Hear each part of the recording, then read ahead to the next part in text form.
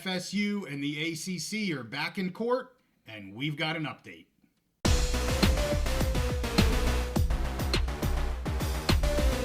The ACC lawsuits are always in the news, so we're back on the big mountain to keep you updated.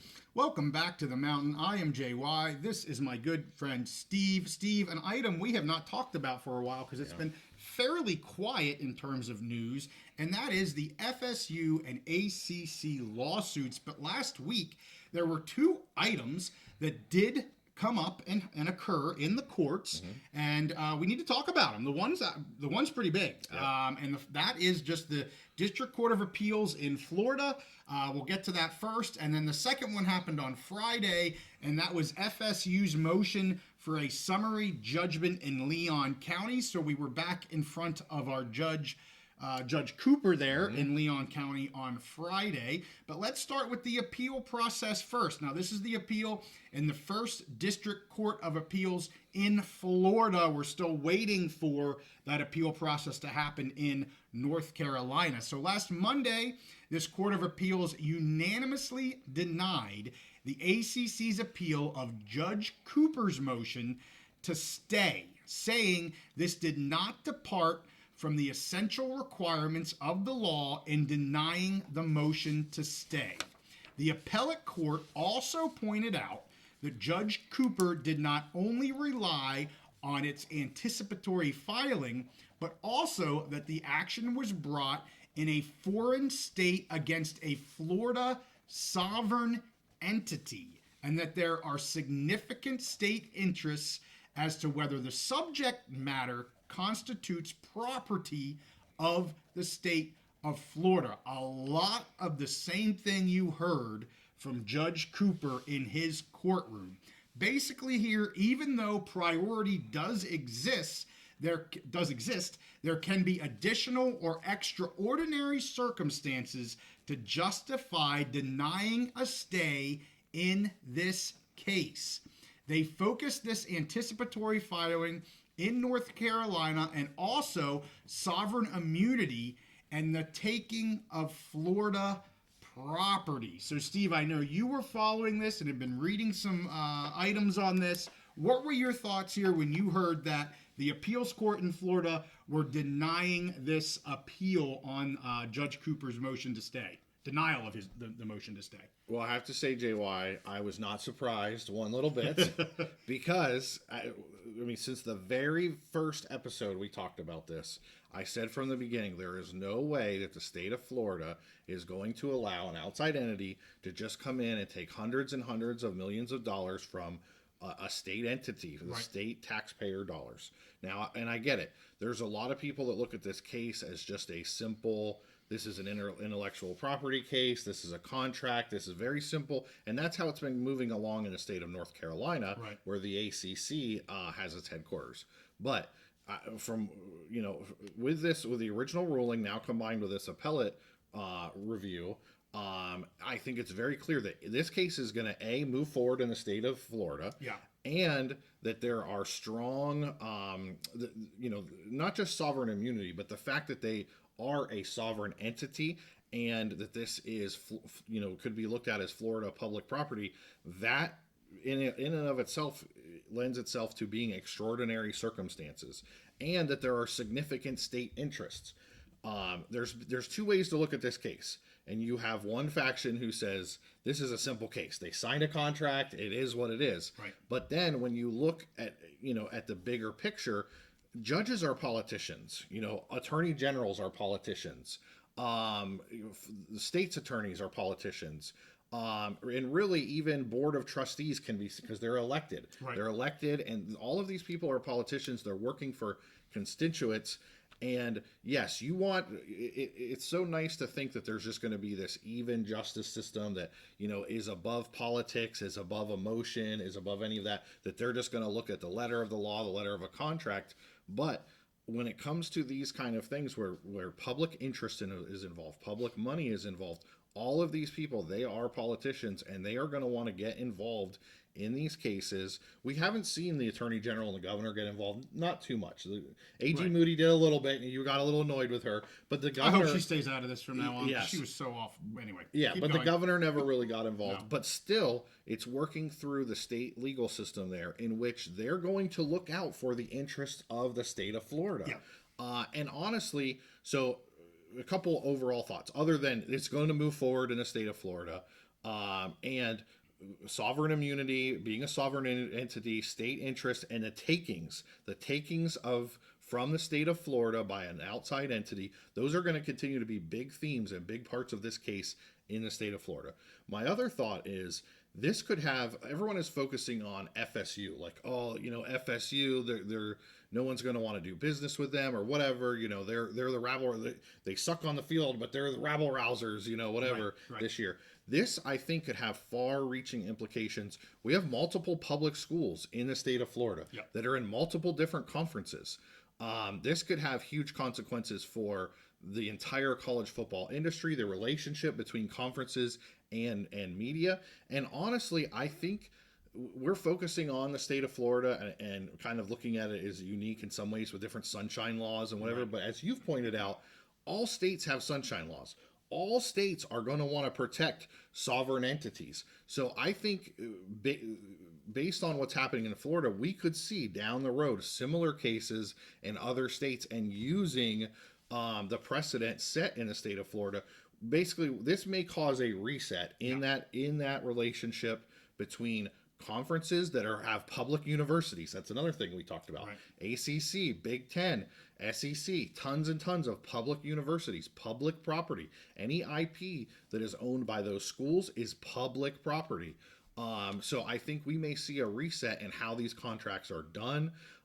Grant of rights that people thought were ironclad. Everything's ironclad until it gets challenged and it gets thrown out. So we'll see how all that goes. It's way too early to determine, what the outcome is going to be, but it just makes me think that there's a huge possibility that this will have much more far-reaching impact than just Florida State and just this case. Oh, absolutely it could. If it goes that far, 100% it could. And you mentioned that judges are politicians, and I know what you mean by that. They're also supposed to be neutral, irregardless of where they're at, where they're located, and all that kind of stuff. And of course, you have the Florida people saying we have home court advantage, if you will, in the state of Florida versus the ACC has, even outsiders say, well, the ACC has home court advantage in North Carolina, yada yada yada. Okay, and that may be true, and absolutely. I mean, the North Carolina judge is not going to read the Florida sovereign immunity, this judge in this appellate court is, because he is viewing it as a contractual case, whereas Florida is viewing it as much more of a taking of Florida property. It doesn't mean one's necessarily right and wrong, and I know we've said this before, but they're not necessarily right or wrong. They're just looking at these two things, or the same thing, somewhat differently through the lens that the case is being presented to them with, right? And FSU brought up this whole sovereign piece to the NC judge, and he's like, I don't really care. I mean, he didn't say he didn't care, it was kind of but it was somewhat irrelevant to him because it wasn't an issue for the contract, and so he's moving it forward. That doesn't make him wrong, and it doesn't make him biased. I know Seminoles fans would want to say he is, but that's not what that means, and vice versa for this judge. So and I think it's by design. And I like when we talk about neutrality and people ruling, here's the thing is, so the different states have different courts, and we've talked about this extensively. In North Carolina, this case is going before the business court. Right. This is what they do every day, 365. They do business cases, contract law, IP law. Well, where is it being held in the state of Florida? Leon County, which is where all the special circumstances cases that have to do with Florida public property, public entities, and all of that.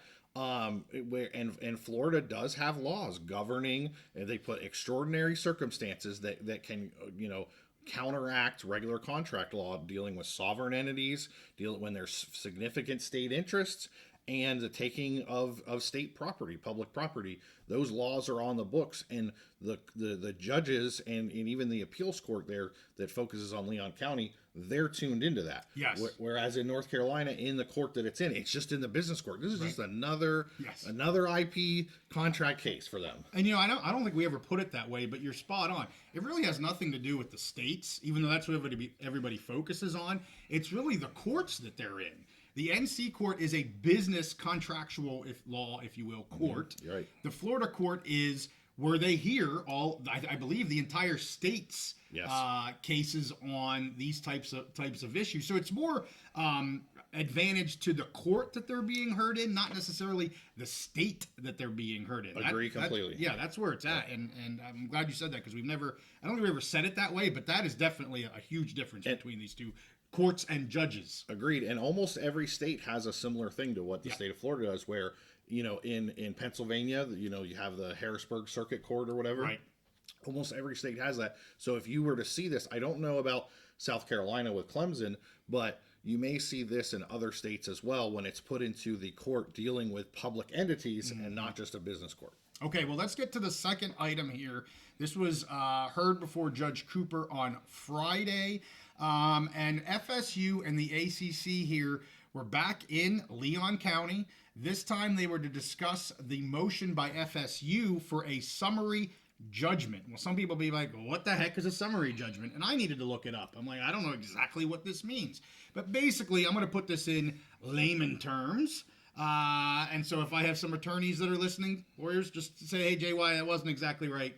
And I'll, eat whatever crow I need to. But basically, FSU is saying here that there can be no real dispute about material facts, and that the moving party here, which is FSU, is entitled to win the case as a matter of law. This would not allow the court to decide issues of fact, but to examine the pleadings to determine if a trial is actually necessary.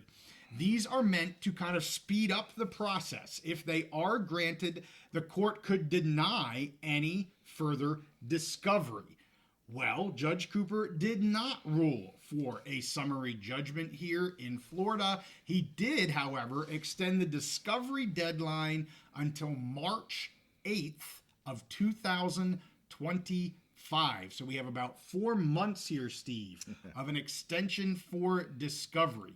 While some areas of this case could be subject to a summary judgment, things like breach of contract, things like unenforceable penalties would not be subject to a summary judgment type of motion, because there's lots of disputed facts. So not at all surprising that this wasn't moved forward by Judge Coope. I think everybody kind of knew, this isn't going to happen. It's something that FSU, they kind of, I don't want to say they have to do it, but they're going to try it. You might as well try. If you get some, make some hay with it, great. But they didn't really make any hay, and now we've got an extension of discovery until March 8th of next year, Steve. What do you think? Yeah, I think it's kind of a silly Hail Mary that really wasn't even needed, other than the fact they're just going through the motion. Okay, if we can just get a quick, easy win without, then we'll take it. But honestly, I think if you're Florida State with this, anybody will take a win if they can get it. But having the discovery, going through those motions is really what puts pressure on the other side. And it's clear at this point. We said from the very beginning, the biggest thing was going to be if it, whether North Carolina or Florida or the state of Florida, if it was moving forward in one or the other, one side was going to have an advantage. We'll see what happens in the state of North Carolina, but at least for now, it's moving forward in the state of Florida. The discovery is kind of their chance, is their phase to put pressure on the other side if you're trying to get a settlement. And we look at the dates there. We talked about, January and February being kind of a, flexion point where maybe you can get a settlement done. Doug Rohan has talked about that. Some other people have speculated. And I think we have that look in by by ESPN, the ACC contract. Okay, let's push the discovery out till March 8th. Maybe, maybe we can get a settlement in January or February and make all this a lot neater and cleaner before we need, because you never know what's going to come out of discovery. You just never know. Both sides could have some dirty laundry aired. So I think that gives some time and it would behoove both sides maybe to come to some kind of a settlement in January or February before we get to that point. Agree. And I just want to back up to the appeal thing real quick. Okay, yes, you could view this as a win for Florida State because they're able to move the case forward in Florida. And I get that. But in terms of the facts of the case, it's irrelevant to that. This appellate court, and even Judge Cooper, he's not ruling on anything in terms of the facts of the case. They're just still ruling on whether or not they're going to hear the case and when are they going to hear the case. And all we know right now is, okay, yes, they're going to hear it, and they're not going to wait to hear it. That's all. That's the only place that we've gotten still so far. Yes. So I just want to be really clear about that. There's been no rulings on matters of fact. Everything has been on matters of procedure, administration, but it is, in my opinion, still a massive, massive win for Florida State to have it moving forward in the state of Florida. Yes. If this was only if ACC had gotten their stay there and it was only moving forward in North Carolina, Florida State would be at a massive disadvantage. But as of right now, it's a huge win for them, but only on matters of procedure, not on facts. Yes, exactly. So well said.